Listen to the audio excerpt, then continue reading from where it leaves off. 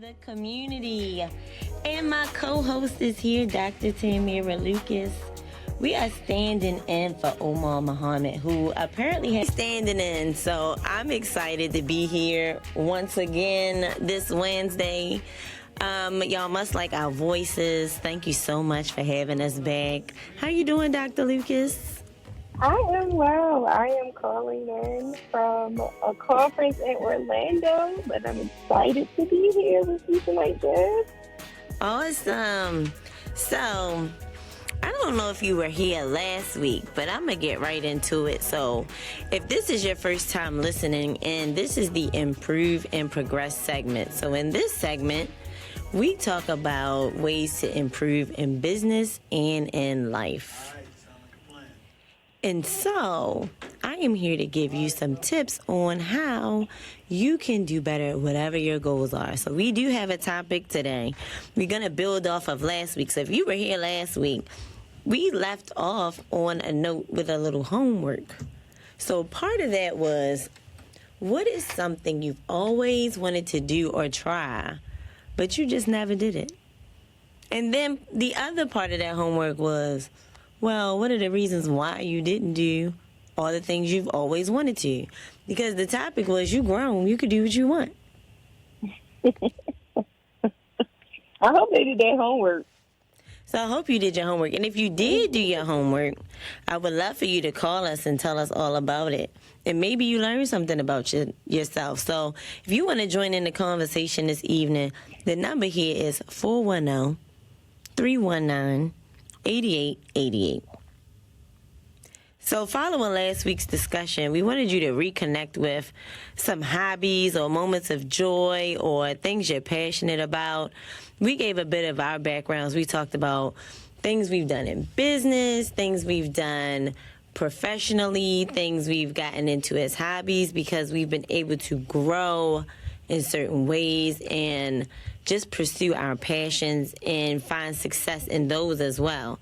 And so ultimately, what I don't want this to be for you, as I've deemed it to not be for myself, is you just going to work every day until you retire, and then that's when you get to start enjoying your life.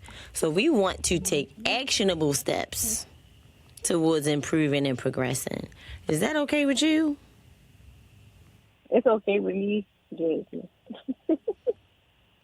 So we want to move from awareness to action, just dreaming about what you've always wanted to do. And so one of the things that I realize is that what's actually stopping people is fear that's disguised as logic. So oftentimes we may be just waiting for the perfect time, or we're scared of being embarrassed or judged, or even scared of failure. But if you look at business, most businesses fail. But would we not be missing out on some of life's greatest innovations if somebody held their tongue or didn't take the first step towards growing their enterprises? So what's actually stopping you? So Tamira, what are we on, the 10th year anniversary of the Cube Co-work on Harford Road? Yes. She and her business partner started 10 years ago. And now they have, I want to say, is it 15,000 square feet? Yep, 15,000 square feet. We grew from 1,200 to 15,000 square feet. And it's funny because I was just telling this story to some ladies that I was advising around, like, what's actually stopping you, right? Pushing them to go out and really just do what it is that they need to do to be successful in their business. And I always tell the story of, like, how I got started and how I had to bet on myself and my business partner's capabilities, knowing that there was going to be failure. And I always tell people when I'm advising them, like, you're going to fail. Like, that's natural. Everything that you do is not going to be successful the first time that you do it. And if you can find someone that has been successful every single time and has not failed, like, I'm willing to bet my life savings that there's literally no one out here that can say that. It may not be a big failure, but you're going to fail along the way. And I think a lot of times, like, what stops people the most from pursuing what they really want is doubt, self doubt, right? Depending on your demographics, like being a black woman, not thinking that you're worthy enough to be in certain places, spaces, or achieve certain things. And honestly, the fear of success as well. Because I always say, what is the worst thing that can happen? In business, you go bankrupt. Okay, we know tons of people that went bankrupt. If you knew how to build till you got to a point of bankrupt, that means that you know how to do that again without making the same mistake twice, right? So you shouldn't fail the same way two times. Or the fear of, like you said, failure, and thinking that I had someone tell me today, well, I felt like as I was going through this process that I should have did this 5 years ago or 10 years ago. And I'm like, it's okay to learn today. Like, you've gotten to this point. Exactly. And if we take business out of it, right? Like, Jasmine's a DJ, and that was something that she found interest in. I'm not sure if she really knew that she would be as big as she is today. Nope. But even if that was the goal of her being as big as she is today. But what if she did not do it? What if she did not just take the initiative to learn something new? I play golf. I'm not great at it, but I enjoy doing it. And I know that if I keep doing it, eventually I will get great at it. And being on a golf course and not being able to hit the ball every time, like, what am I embarrassed about? You got to start somewhere. And so I think that's the big thing, is knowing that, one, you are worthy of doing whatever it is that you desire to do, but also knowing that you have to start. You got to do it. And, you made a great point about failure. And I think once you realize that failure happens every day with whatever new activity or hobby you want to try out in your business, failure is a part of the everyday process to grow. So you look at failure as like this big moment where it's at the end of your business or the end of your journey, but really it's a part of you figuring out what's working and what's not. It's a part of figuring out where you need to improve and make progression. And so you have to embrace the process of failure along the way. And I remember when I started my business in Fells Point, I asked one of the fellow business owners who had been in business for about 25 years at the time, and I asked, at what point does this get easier? And he told me it doesn't. And I was so discouraged by that. But what he told me was, you continue to grow and you have a new set of problems. And what ends up happening is you learn how to better navigate and manage and recover from those challenges faster. And it's no different than taking on a new skill or a new hobby. You're going to fail along the way. You know how many transitions I mess up? But, and it still happens, but how do I recover from that quickly so it doesn't catch their ear? Or how do I refine my skills a bit better for the next time so I can show up a better version of myself and be able to provide a better service? So I think it's important to embrace that failure is ultimately going to get you to the place of greatness. Yeah, I also think a big part of that is who you surround yourself with, right? I have amazing friends and sisters that I surround myself with. And I think Jasmine mentioned this last week of like how I totally support whatever she decides that she wants to do, but she does the same thing, but also pushing each other to do the things that we said we wanted to do. That accountability is important. And I am a firm believer that you are a representation of the 5 closest people to you. And so if they're not doing the things that they desire to do, they're not going to encourage you to do the same thing or do the things that you want to do, or be there to support you when things get hard. I will never forget. I can't forget this. Going through my dissertation process was probably the most stressful, and it's not even a word to describe the amount of frustration and things that came along with writing that dissertation and getting it approved so that I could graduate. And I remember calling like my pastor and one of my mentors on a consistent basis saying that I quit. And they would hang up on me each and every time and say, call me when you get yourself together because quitting is not an option. And so, and even my friends, right? Like Jasmine will pump me up and call me doctor before I even became a doctor, but Mm-hmm. also make sure that she, make other people address me as doctor. And I used to take it very like, oh yeah, I'm a doctor. No, I worked hard for that. But she also saw the thing, like the behind the scenes of me being able to obtain that. She was part of that process. She was part of holding me accountable and keeping me encouraged and all of those things. And so I think it's important for you to do an evaluation of who am I hanging around and do I have the right people to help push me into the direction that I want to go in order to improve and progress in my life. And part of it is also mindset versus opportunity. I think sometimes people don't think they have the opportunity to achieve or attain the things that they want in their lives. But part of that is also mindset as well. So, what are some mental blocks that are keeping you from going after the things that you ultimately deserve? Because you deserve to have the things that you want and pursue your passions or live in your purpose. And actually, you're more so designed to live in your purpose than anything, and passion can follow. But the mindset block will keep you from taking those first steps or believing that the opportunity is not for you. And so, just to go with Tamira's example and becoming a DJ, I was not ready. At times I still don't think I'm ready for certain opportunities, but your opportunity for you. There's enough to go around, and if your name is in the room, it may be meant for you. It's your time to show up.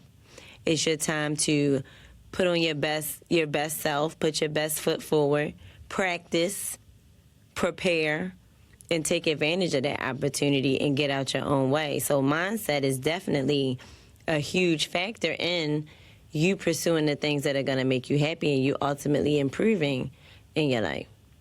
I 100% agree with that. And as we were preparing for today's show and just looking at like some of the things that we discussed, I like something that we talked about was, writing your own story. And it's funny because when I, talk to people about just my life, period, my non-negotiables, my boundaries, there's a lot Yeah. of some people that have resentment for the way that I live my life or the things that I'm achieving in my life or the thing, how just me in general and how I go out and I have a vision and I go for it, right? And you also cannot dwell on what other people feel and or think about you, and you have to be in control of your story. And I know that sounds like That's a easier good said point. than done, but it's important to understand. Like, do not allow people to write your story or to write your history. Do that for yourself. And to your point about resentment, Tamira, you talk about resentment from those who are not supporting you, but what about the resentment when you look years down the line and you never took that first step to just try? Because what's the worst that can happen if you just try and it doesn't work out? And it's the same in business. You have the opportunity, you actually have the ultimate control to make a new decision if something doesn't work out. And I think that's something that we underestimate is actually the power and control that we have over our lives and the direction that it's going, over our careers, over our relationships, over the hobbies we pursue, over the skills we continue to develop, is that you have control over when and how it happens. And we and we tell ourselves these things that ultimately keep us from taking that first step, which is you operating just in fear. Nobody's told you can't do it. Nobody is actually preventing you from taking that first step. It's really just fear operating ahead of what your passion is. And I was just going to say, one of the things that, because I always believe in giving like action items, and I know we've done that, we'll do it at the end of the show, but I think it's important for you to write a letter to your future self. right? Like, no matter how old you are right now, no matter where you are in your life, like, write your letter to your future self. And that's something that I've really been working on and thinking about as my daughter is 2 years away from being 18. Like, she's going to go to college. And so, when we become technically like empty nesters, like, okay, so what's next for me? Because while I have been living a life fulfilled, there are some things that I haven't been able to pursue because I have been pouring some of myself into my child, right? And so now that I'm not going to have to pick up and drop off and worry about all of these other things as she transitions into adulthood, I'm thinking about what is my next step, and not just from a professional standpoint, but personally. Like, what are the things that I want to do, and what is the story that I will write to my future self and, like, tell myself how, the things that I'm going to be doing in 10 years from now, 15 years from now, because I look at it, I'm going to live my life as much as possible. And until God says no more, I'm going to plan, like, for my future and what it is that I want to do. That's good, Tamira. And I think we have to understand that you can start rewriting your story now. You can write the narrative of what that looks like. And sometimes it's the fear of reinventing yourself as well and starting over. I'll never forget my mother graduating from Sojourner Douglas College with her business and accounting degree, and her primary worry was starting her career over because she worked for the post office for a while. She had her good government job with her benefits. And the concern was, if I move to this new career, I have to start all over again. I have to rebuild some of my benefits. I have to go in as entry level. I have to start from the bottom and work my way back up to the top. And so sometimes that is the hesitation with taking on a new role or beginning a new task, is that I have to really start from the bottom. When really, it's just a new adventure in life. Like, I am looking forward to starting a new adventure in life from a professional standpoint. And I don't really look at it as like, oh, I have to start from scratch, I have to start over. I'm going in for a new adventure, and, like, I'm excited about that. Whether it's something I'm doing professionally, where I'm actually living, like, these are all the things that I'm looking forward to. And I think that it's important while if you're writing that letter to your future self, also take a reflection of your life and the things that, you have to thank God for, or I'm not putting my religion on anybody, but, thank who you want to thank, but also just reflect on what you have done, what you have come through, what you have achieved, because it will be a testament of what you are capable of doing in the future. And I don't think we do that enough. We don't take an inventory of, like, what have we done in life? That's true. Like, certain things that I've done, I'm like, damn, I did that. Oh my goodness, I forgot that happened. And I know, Jasmine, you're not always at those reflection moments. Like, remember we did this?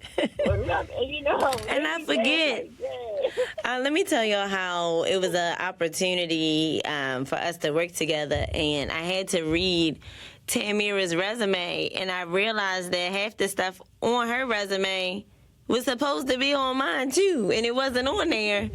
So I hadn't taken good inventory of all the experiences or opportunities that I've had to do great work.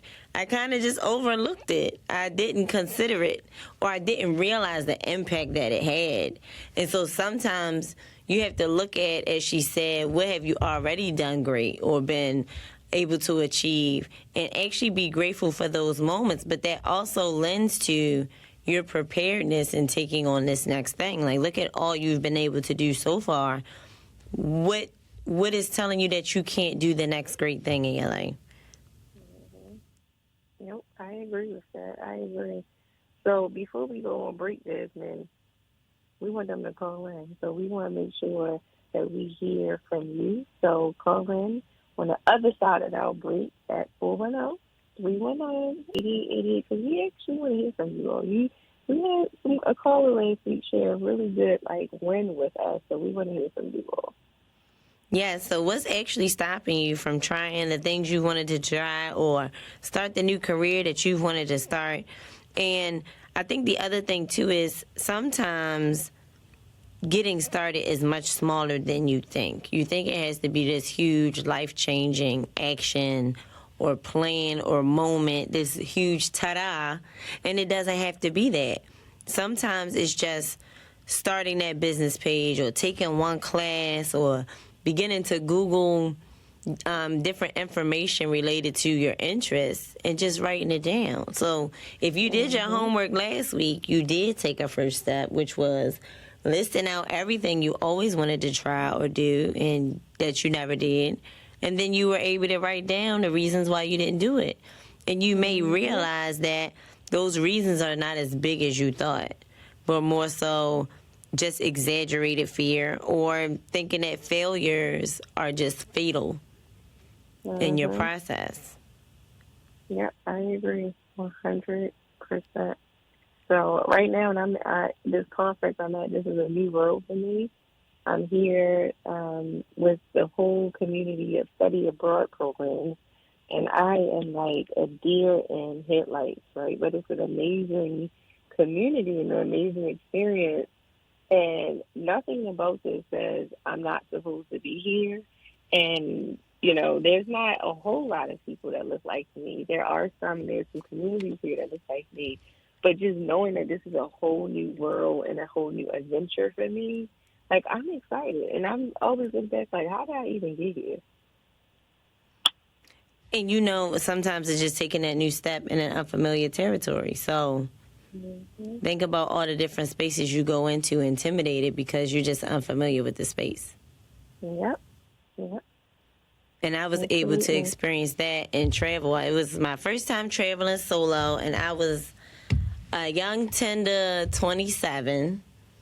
And I wanted to just travel abroad for my birthday. Well, I always had these friend groups who said they were ready to roll, just let them know the plans. And as soon as it's time to talk about the money, y'all know how that goes, everybody go quiet. And so then we would never go anywhere. And I was like, I'll never go anywhere ever if I always wait for someone else to go with me. I see Silas in the movie. He's like, yes. So I decided, I was like, okay, I'm going to have my birthday dinner. And then that next day I flew out. And I went to Cabo. And there were moments where I was uncomfortable because either I thought, wow, this could be a great experience with someone at this restaurant or to take this boat ride. But also, you know, be aware, be self-aware, be cautious. You know, I'm from Baltimore City, so, you know, I was going to keep my head on the swivel anyway. But what I realized is that I was more comfortable than I thought I would be. I was safer than I thought I would be. I had more fun than I thought I would. And it started this area in my life where I just like to explore with or without people. And I also found a better travel group of friends, too. So we make it out the group chat. But call us after our break, 410-319-8888, and share your experience of not pursuing all the things you always wanted to. We'll be back.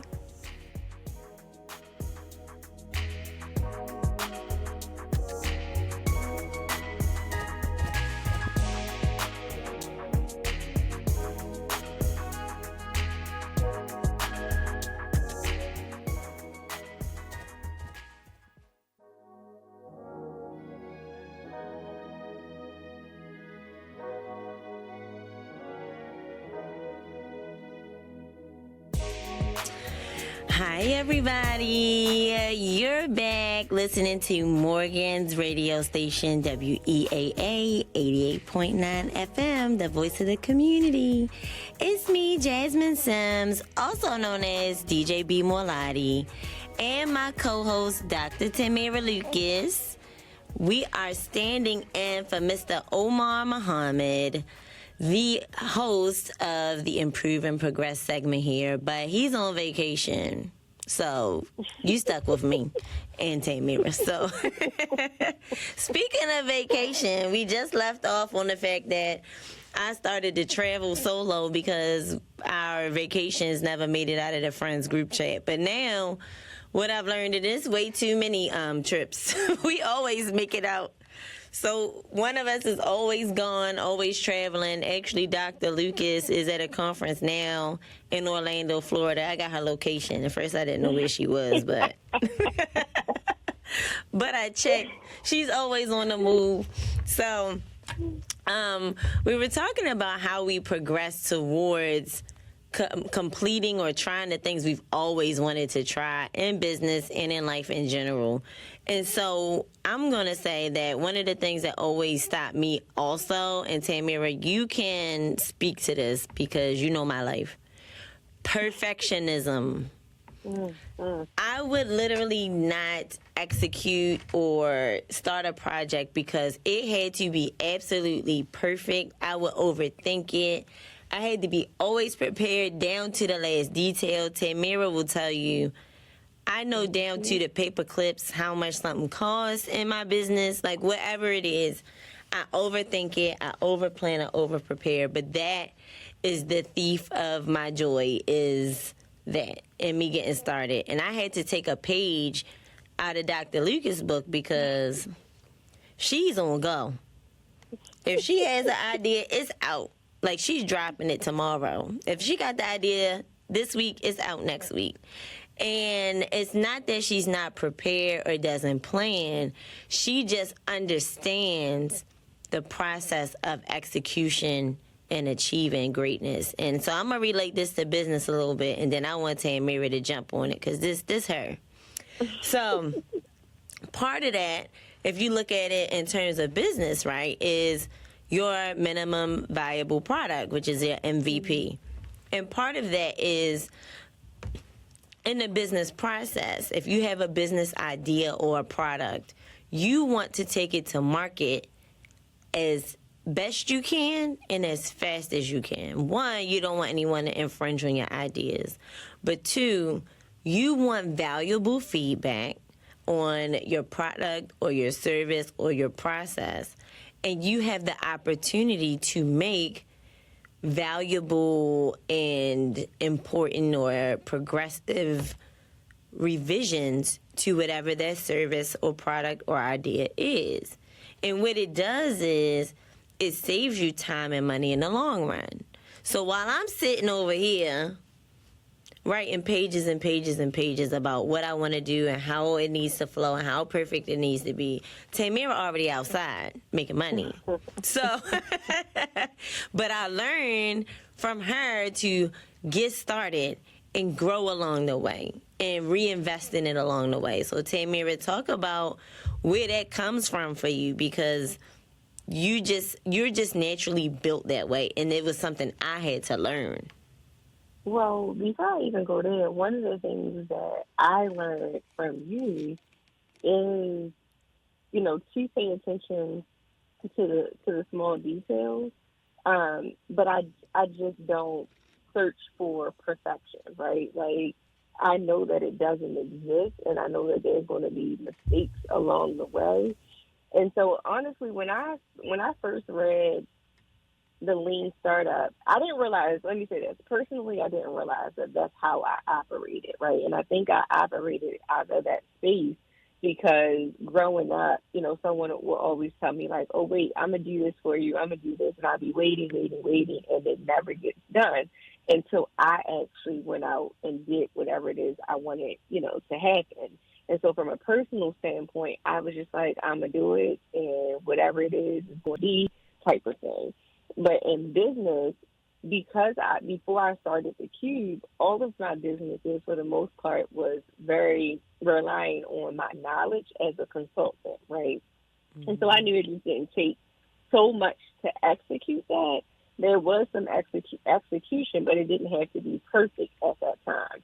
But learning from you along the way, when I opened my co-working space, I paid attention more to the small details, the experience that I wanted to provide. And I got a lot of that from you and understanding the customers in a different way, right? Like I knew the problem that I was solving for the most part, but I didn't really understand the customer pain points and what mattered to them the most, right? It wasn't just the service I was providing, but it was the small details that came along with that.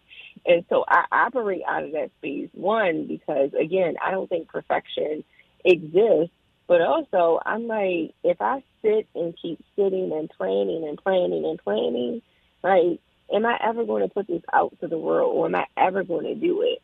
And having a tragic loss in my life, really, especially with my brother being young, like he wasn't even 40, like he wasn't even 35 yet, I don't believe, when he passed away. And it was like he had so much life to live.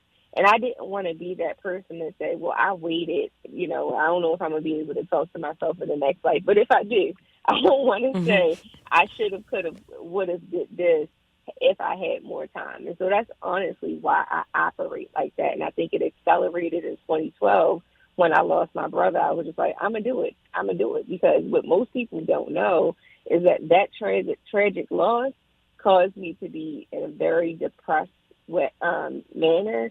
And I was actually suicidal. And so, getting through that and getting through that time, it was just like, I got one life to live and I'm just going to live it and I'm just going to do it. If I make mistakes, again, what's the worst thing that can happen? I'll put stuff out in the world that it was spelled incorrectly or it was a grammatical error. And it's like, okay, go back and fix it. You know what? You all good for a typo. I'll give you that. A typo. But I know what I'm talking about. You do. You know exactly what you're talking about. You are good for a typo. So I had to learn to be okay with my typos too.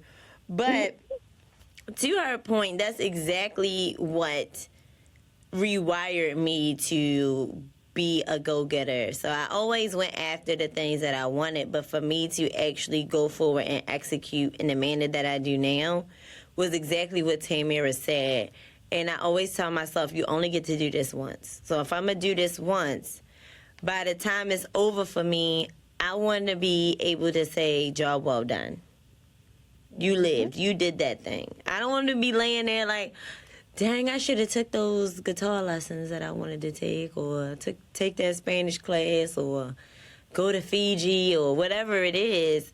I don't want to sit there and let my last words be, I should have done it, I should have tried it.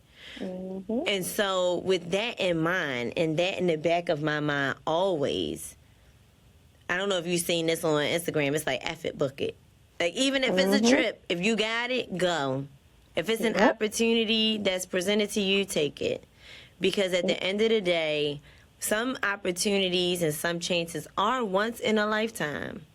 And if you let it pass you by, when's the next time it's going to come back to you?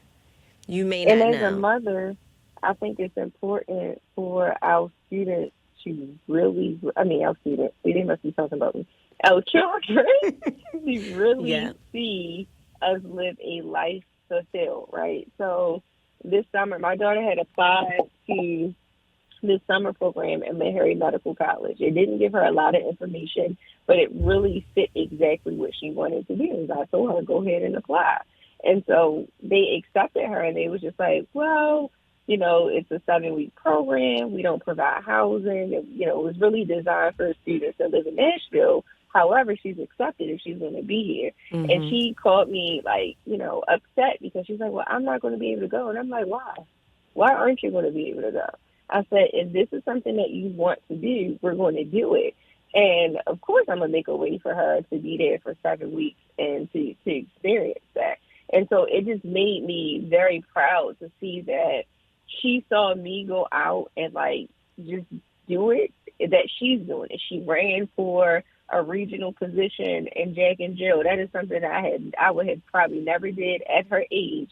She did every single thing by herself. I didn't even know what she was going to get up there and say for her speech, and she nailed it, right? Mm-hmm. But again, that is because she gets to see me and the people around me doing the things that they desire to do without limitations. And we have to be that example for our children, because that wasn't the example that I had with my mom. She would tell you, like, she gave up her dreams of being a nurse because she had children. And I'm like, why? People go to nursing school every day with kids. Like, and I still tell her to this day, you can still go to nursing school. If that's something that you've always wanted to fulfill, go out and do it. What's holding you? What's stopping you? Because age is not stopping you. Exactly. And so then you have to think about, what is the first step that I can take towards achieving whatever that goal is. If you get past the mental block, if you get past the fear, if you ignore the perfectionism, and you go into execute mode, what is that first baby step that you could take? Now, when I speak with my business clients or business students that I work with through Goldman Sachs, and they get overwhelmed with the process, so they may be overwhelmed with the learning curve of becoming a successful business owner. Or, Tamira, you may see this with your students at Coppin. Don't be mad at her. She's a Coppin professor. But don't be, they'll get overwhelmed with the process because you feel like you have to take these giant steps towards progress every day. And I tell them, it's truly the baby steps each day that help you progress in your business. It's those little moments, even when you're burnt out, even when you're tired, that keep your business progressing or operating or moving forward. So it could be, if it's the day you just so tired, you have nothing left, you left it all on the table yesterday. It could be rolling over in your bed and answering that email. Yep. It could be sending that message, sending that text message, mailing that letter. It could be whatever that one little baby step is still progress towards the things you want to achieve and whatever it is you're building. And I think that people negate that fact based off of social media, because everybody acts like they got it. And they don't really got it like that. Trust me, we know some of these people in real life. They fronting, y'all. Or it's all on credit cards. And not in a good way. So, you've heard this before too, also don't let comparison be the thief of your joy as well. So be proud of the baby steps, and also take the moment to celebrate all the small wins, because they matter. Just as much as you want to celebrate the grand opening or the graduation, just as much as you want to celebrate those, take the moment to acknowledge those little moments as well. As Tamira said before, we don't take inventory of all of the small things we do, but those little wins matter just as much. So when you're making progress towards growing that successful business or growing that large following, that one new follower, that matters in the grand scheme of things. When you get that first customer and they pay that first dollar, that matters in the grand scheme of success for your business. And so every single day, that one step, that 10 minutes that you took out towards progress in your business, in your hobby, towards your passion or your purpose, is ultimately going to lead you to the same destination. It's the tortoise and the hare at the end of the day. Yep. And in business, it's better to grow slow than fast. Go ahead, Tamira. No, I was just going to say, like, you're absolutely right around social media and the perception. I always say social media is a silent killer because people really do intake so much information, and they become part of other people's lives, and they have this false perception of their life and how easy it was or how great it looked. And I get told all the time, like, you really do live in a bubble. Like, you pay nothing, like, you don't pay any attention to that. And I'm like, no. And I think it's a blessing that I was around way before social media was a thing, because I had not succumbed to that being my end-all and be-all of, like, how I perceive people and how I know other people's lives operate. And so I think it's important for you to understand, like, social media is not a real place, and it shows very small snippets of what people what the journeys of people are. And so just remember Mm-hmm. that, but focus on what you have going on. Like, not too many people are going to be on that platform, any of those platforms, and talk about all of the bad. Like, they're not going to do it. And if they do, Exactly. you're going to be like, I don't feel like I don't like to intake bad information. I mean, well, not even bad information, but like stressful information. Like, I don't feel like that. I use social media as a tool for entertainment. Let me say that. And I think it's important for you to decide on how you're going to use that tool and how you're going to maneuver through your life based off of using that tool. So if you don't That's think true, that Tamira. you, yeah, like you got to think about this. If that's all where you're going to get all your information from and you're going to live and breathe that, then you have to anticipate the outcomes of that. And it's not always going to be positive. Yeah, so I think that is important to mention because to take it back to my business experience, social media for me was not the end all be all to my success. And I think that people forget traditional marketing as well. Mm-hmm. I have never reached over, I want to say, 3,000 followers on any platform, but still my salons were best of Baltimore year over year over year. We were able to reach six-figure revenue in 6 months of opening, in 12 months of opening. So I think that people forget that some of it is perception, some of it is proper planning, some of it is opportunity meets mindset. But as you look at how you grow in terms of business, don't always think that social media is the only way. There are ways to leverage it for you, however. So in my case, while my business was successful from traditional marketing efforts, I learned that my clients posting on behalf of my business was actually more effective than me posting about my business. Like, of course, I'm going to say it's great. I built it. Or you baked it, or you wrote it. Of course, you're going to say it's great. But what do other people have to say about it? And so sometimes what drives your success, the success of your hobbies or your passion, is what your community can say about it and you. Yep. And I so agree with that. once I learned that aspect, it actually drove my business to higher levels of success because I understood and did the research on what is it people have to say about me and my business. And once I understood that, that was the language that I used to communicate what I did very well and what we did very well.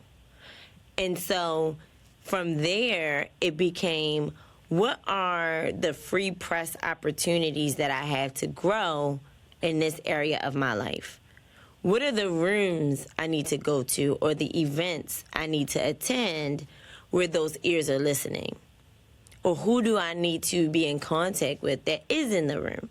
And so I think that's the difference between looking at now and what used to be, that now social media, as it continues to grow, even what's considered as viral is changing every day. So 1,000 views, 10,000, 100,000, a million views. I used to think that a couple million views was like the top of the top. But then you have someone like Country Wayne on Instagram who's saying he reaches multiple billion views monthly. So the bar is ever rising and the finish line keeps moving. And so you can't stick to one method or one ideology of what success is in whatever it is you want to pursue. Yeah, and you also got to carve out your own space. Like, I was talking to, a colleague here about what she's doing and how she's doing it, and I just really appreciated how she has carved out her space in this industry. She's done it from a non-negotiable standpoint.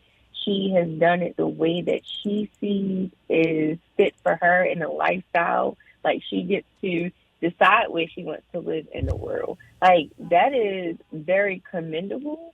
But it's just like there's so many ways you can go in life. Like, it's just not linear. And I think it's important for you all to understand that. And I think when you think about social media and you actually, are engulfed in this content, you're thinking, well, my life has to go this way. My business has to go this way. My hobby has to go this way.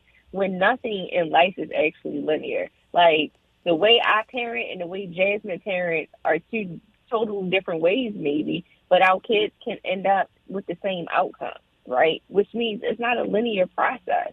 And so you have to respect that life is not linear. It's the trajectory is like, I know some of us grew up like, go to high school, get your high school diploma, get a college degree, get a job. But you may do it differently, and it doesn't mean that you're not going to be successful. You know what, Tamira? I think that's also the thief of joy, and what hinders people from becoming successful is thinking it should be linear. It is a series of ebbs and flows, hills and valleys. It's never straight. It's never exactly what you think it's going to be. It always has a twist and a new turn, and I think those who become successful at the things they pursue embrace that journey overall.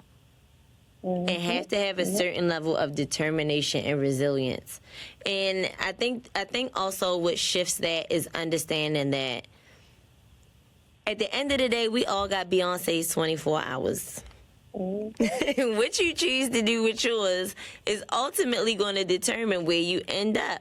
And that's another thing I tell myself. I'm like, if Beyonce can go on tour for months every night and hit these same moves precisely, what is stopping me from just dropping this Instagram post? Yep. Absolutely nothing. It's really just, do I feel like doing it? And what's going to make me get it done? And sometimes it is just going through the motions just to execute it and check it off my list. And as we talked about before, going back and making those revisions and edits later, because it does not have to be perfect when you first launch it. It's not going to be perfect when you first write it. And we're constantly gaining and learning new information that's going to inform our decisions and our outcomes as well.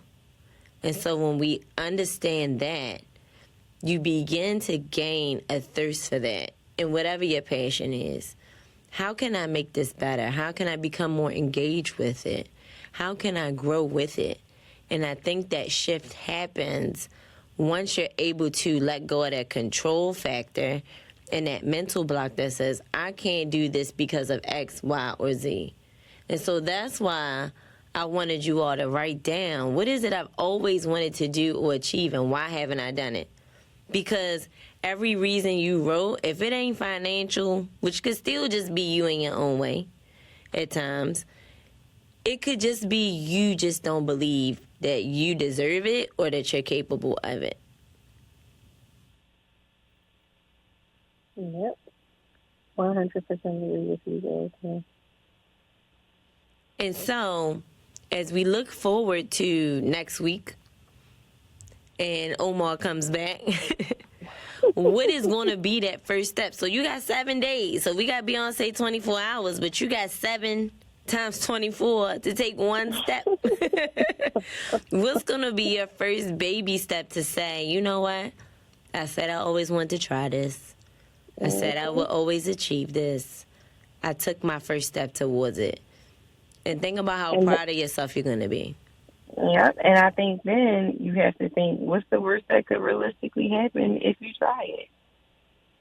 Mm-hmm. Do what your health can handle as well. I have a friend who always says that. Do what your health can handle as well, because that's important. Do what your pockets and your health can handle, but go for it. And I would say another thing that helps you to move forward is to tell somebody about it. Because once you, I think it's twofold. Part of it is, let me speak it so it exists.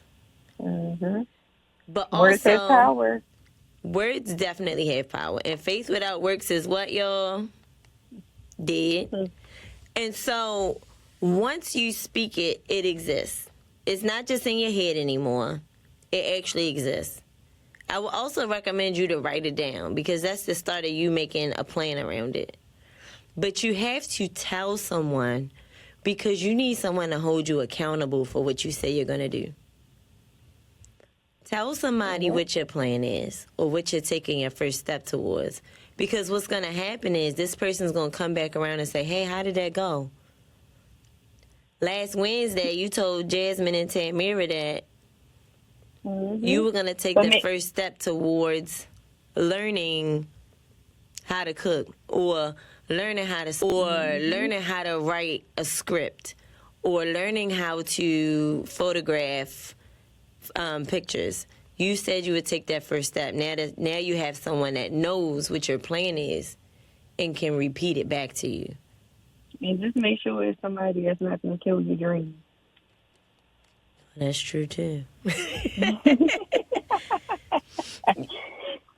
Make sure it's somebody that truly can hold you accountable. It doesn't have to be somebody that you've known for a very long time. Don't think that time in relationships is the key to anything. I have relationships that I've, just met people a year ago or 3 years ago, and trust me, they are accountability. And that's when you do reflect again. Who are you hanging around? Who do you talk to the most? Who do you spend your time around? If they're not capable of holding you accountable or they kill your dreams, then sorry to tell you, some things may have to change. Exactly. And I would say to that, saying anything to dream killers, I would say don't think that it's always a negative standpoint. Sometimes it's somebody cares about you and they concern. And that was my mother. She just was like, you sure you want to start this business? You sure you want to do that? Because they want to see you do well and they want to keep you safe. They want to protect you. But part of that, too, has to be you pushing past not just your fear, but the fear that others have for you as well. And being willing to overpower that feeling and just say, this is the first step I'm going to take. And if it doesn't work out, that's okay. You're still going to be fine. Knowing that it's going to work out, everything's going to work out for your good either way. Yeah, and make sure you also write that letter to your future self. Or even just write down, like we told you to do this last week, write down your goals or things that you just wanted to do. But definitely write that letter to yourself so that you can go back and, if it's a letter to you in 1 year, 3 years, 5 years, and go back and actually read it and see. Because if 1 year from now you read that letter and you haven't done anything, I think that is an eye-opener for you as well. I think that's a good tip, Tamira. So here's what you got to do now. So if you didn't do our homework last week, you're already behind. So I need you to write a list of all the things you ever wanted to do and all the things you ever wanted to try. You write a list of all the reasons why you didn't do it, just so you can see that most of those reasons are just you in your own way. This week, I want you to write down the first baby step that you can take towards that thing that you always wanted to try or do. And I want you to find somebody that you could tell this to. So, y'all, that's our time. We thank you for holding space for us. Thank you, Omar Muhammad, for trusting myself. I'm DJ B. Morlati, also known as Jasmine Sims. Dr. Tamira Lucas. This has been the Improve and Progress Hour on WEAA 88.9 FM. Until next time.